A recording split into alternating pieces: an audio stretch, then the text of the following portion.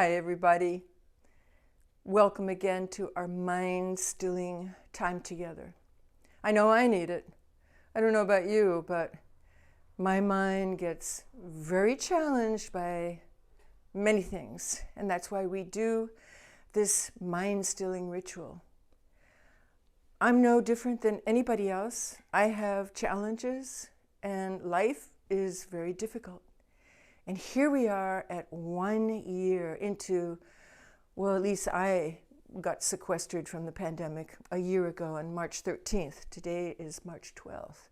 So tomorrow is the year anniversary from when my husband and I just shut the door and we said, you know what, we're going to do whatever we can to stop the spread. We're going to listen to the authorities and not mingle, and if we have to go out, wear the mask and all that. And so here it is a year later, and we've all been through an incredible journey, and many of us are still on the road of exploring what has COVID brought to our lives.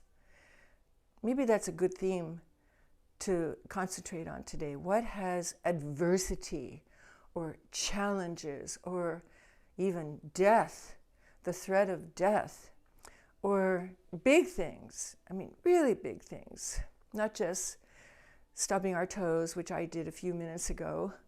I have a bruised nose and a bruised chin because I tripped over my own long skirt. That happens.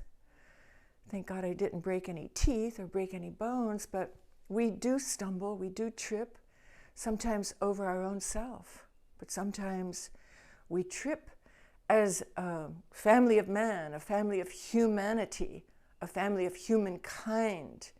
And that's what the pandemic has meant to me, that we have had a trip, an opportunity to reset. And for many of us, we've been forced to go within and explore what it is we are inside. When we still our mind, then we have only ourselves. We don't have any distractions. We don't have any entertainment. We have our own selves. And that, to me, is the biggest lesson that the pandemic has brought. And that's why I continue offering these mind-stilling rituals. And I want you to know that it's my pleasure to offer them, even if nobody watches, because it helps me.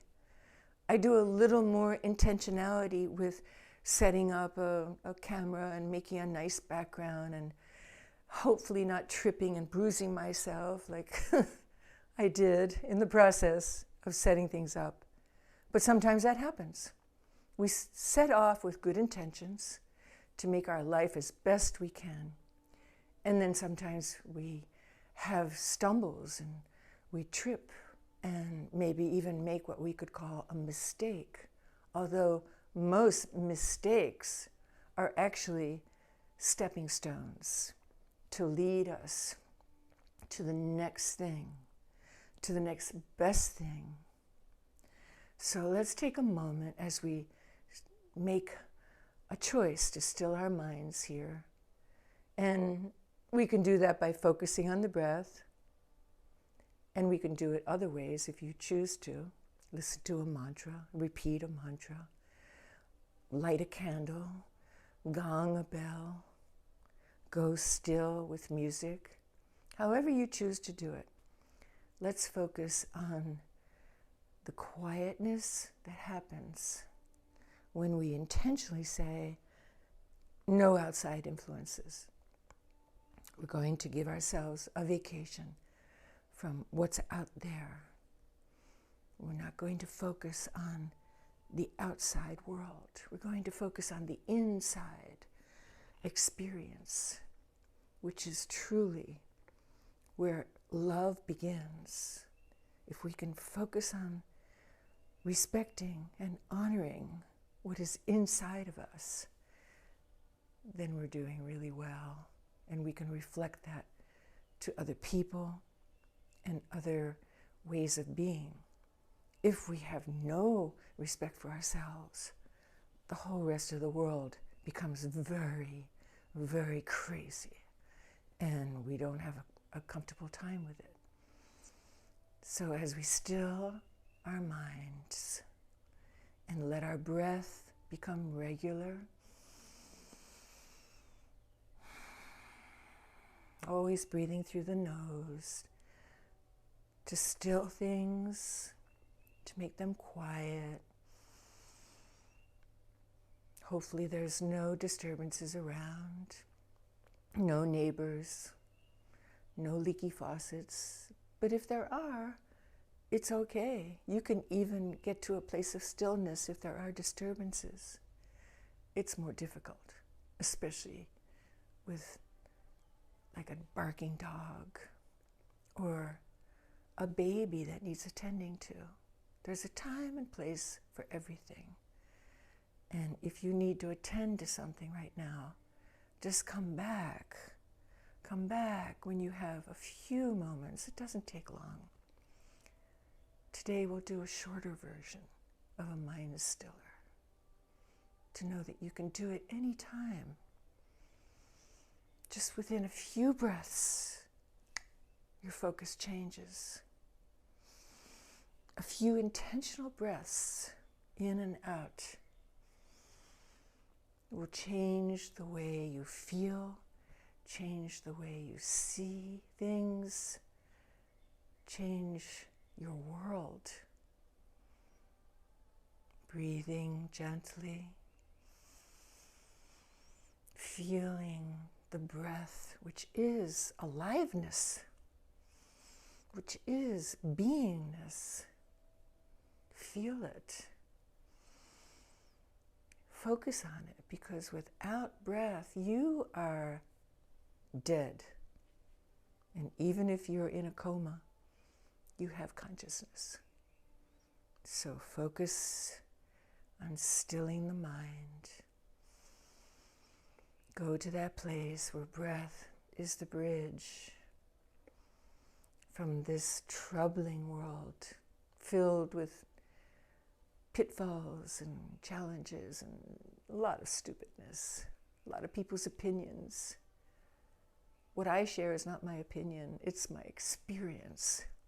I want you to know that. I'm not espousing an opinion that to be calm of the mind will make you happy. This is my experience. I'm sharing with you how to still the busy mind.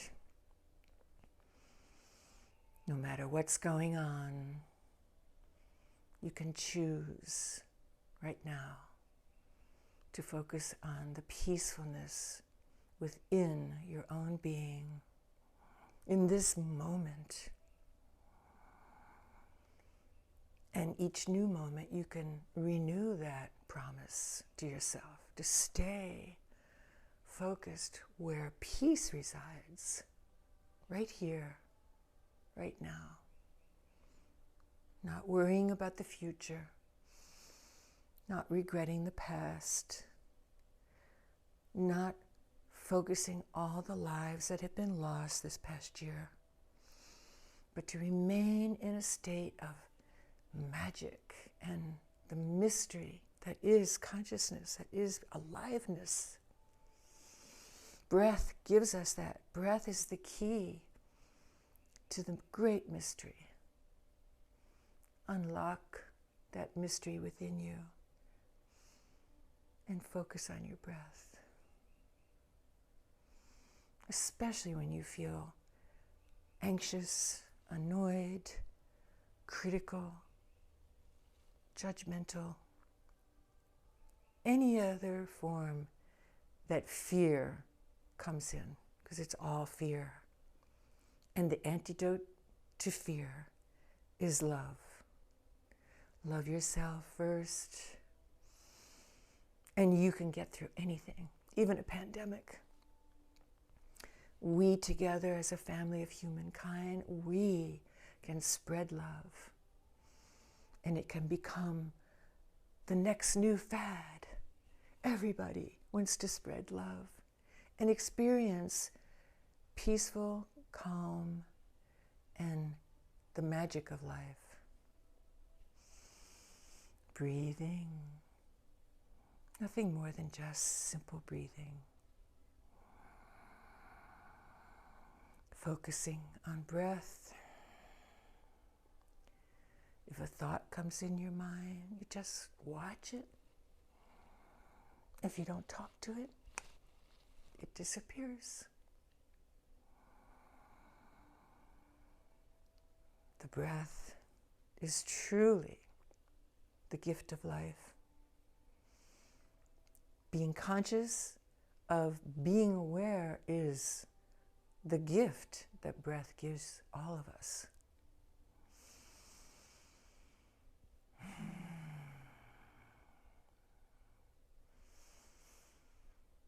I was feeling very agitated when I sat down, having had an accident. But now I've remembered that I can choose to just be and to be content with being. And that is choosing happiness. Be well, my friends, and I'll see you next time.